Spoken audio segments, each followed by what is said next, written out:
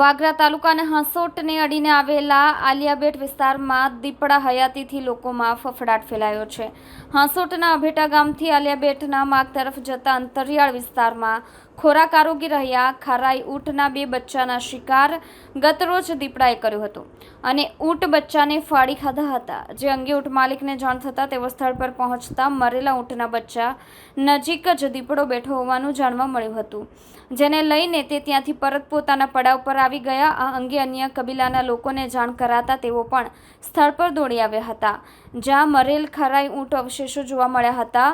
આ અંગે કબીલાના મુકી મહંમદભાઈ જત દ્વારા આ અંગે વન વિભાગને જાણ કરાઈ હતી। તેમણે જણાવ્યું હતું કે અગાઉ પણ નીલગાય સહિત અન્ય પશુ પક્ષીઓના શિકાર દીપડાએ કર્યા છે અને તે નદી કાંઠાના પટમાં જોવા મળી રહ્યો છે અને હવે અમારા રહેણાંક નજીક જ દીપડાએ 2 ઊંટના બચ્ચાના શિકાર કર્યા છે। આ અંગે વન વિભાગને જાણ કરી છે, તેમના દ્વારા સ્થળે પાંજરા મૂકવામાં આવે જરૂરી છે, નહીં તો અમારા પડાવમાં પણ દીપડો હુમલો કરી શકે છે।